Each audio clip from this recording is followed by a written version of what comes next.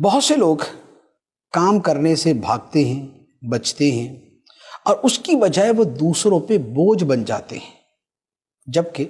جو اسلام پسند کرتا ہے وہ یہ ہے کہ دوسروں پہ بوجھ نہ بنے، اپنے دست و بازو سے کمائیں، اپنے ہاتھ سے محنت کریں، دوسروں پر بوجھ بننے کی بجائے دوسروں کا بوجھ اٹھانے والے بنیں۔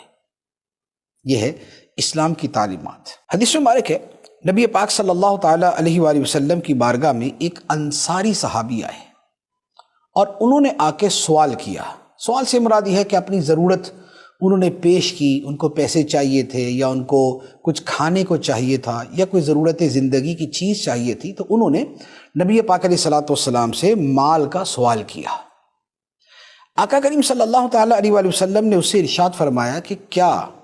تمہارے گھر میں کوئی سامان ہے؟ تو اس نے کہا جی بس دو چیزیں ہیں، ایک تو ٹاٹ کا بچھونا ہے،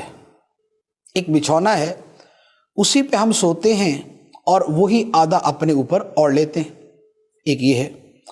اور دوسرا پانی کا ایک اچھے والا پیالہ ہے۔ نبی پاک صلی اللہ علیہ وآلہ وسلم نے فرمایا کہ یہ دونوں چیزیں میرے پاس لے آؤ۔ وہ صحابی گئے، جا کے دونوں چیزیں پیش کر دی، ایک وہ بچھونا اور ایک وہ پیالہ۔ نبی پاک علیہ السلام نے وہ دونوں چیزیں 2 درہم میں نیلام کر دی، یعنی اس کی بولی لگا کے بیچ دیا، اور وہ جو 2 درہم ہوئے تو نبی پاک علیہ السلام نے اس انصاری صحابی کو دیے اور فرمایا کہ 1 درہم سے تو تم گھر کا کھانا پانی کو چیزیں لے لو، کوئی زندگی گزارنے کی جو بنیادی چیز کھانا وہ لے لو، اور 1 درہم جو ہے اس سے کلہاڑی خرید کے لاؤ، یعنی کلہاڑی کا جو پھل ہوتا ہے لوہے والا حصہ وہ خرید کے لاؤ۔ وہ صحابی گئے، جا کے انہوں نے کچھ کھانا خریدا اور 1 کلہاڑی کا پھل لے کے آ گئے۔ نبی پاک علیہ السلام نے ایک لکڑی پکڑی اور اس کے اندر وہ کلہاڑی کا پھل گاڑ دیا، اور وہ کلہاڑی اس کے ہاتھ میں دیتے ہوئے فرمایا کہ جاؤ اس سے جا کے جنگل میں لکڑیاں کاٹو اور وہ بیچو، اور اس سے جو تمہیں نفع ہوگا، اس سے جو تمہاری کمائی ہوگی، اس سے زندگی گزارو۔ وہ صحابی گئے، جا کے جنگل سے لکڑیاں کاٹی، اور لکڑیاں کاٹنے کے بعد اس کو بیچا۔ بیچنے کے بعد کیا ہوا کہ 2 ہفتے بعد وہ صحابی جب دوبارہ واپس آئے تو ان کے پاس 10 درہم جمع ہو چکے تھے۔ 10 درہم سے مراد یہ ہوا کہ جو اس میں سے کھانے پینے پر درہم خرچ ہوئے وہ جدا رہے، اس سے ہٹ کر 10 درہم جمع ہو گئے۔ جب وہ نبی پاک صلی اللہ تعالیٰ علیہ وسلم کی بارگاہ میں آئے تو آقا کریم صلی اللہ تعالیٰ علیہ وسلم نے بڑی خوبصورت بات ارشاد فرمائی۔ فرمایا کہ یہ محنت کی کمائی تمہارے لیے کہیں بہتر ہے اس بات سے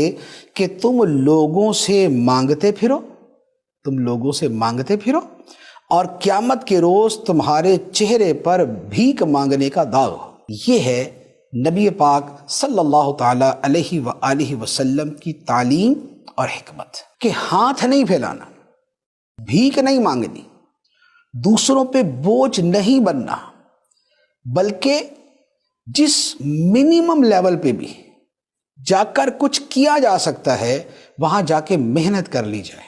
بھلے جنگل سے لکڑیاں کاٹ لی جائیں، یا آج کے زمانے کے اعتبار سے کہیں تو بھلے ٹھیلا لگا لیا جائے، کوئی ہلکی پھلکی چیز بیچ دی جائے، کوئی اپنے کندھے پہ رکھ کے سامان بیچ دیا جائے، لیکن رزق حلال کمانے کی کوشش ہونی چاہیے، کمائی میں دلچسپی ہونی چاہیے، دوسروں کے مال پر نظر نہیں ہونی چاہیے۔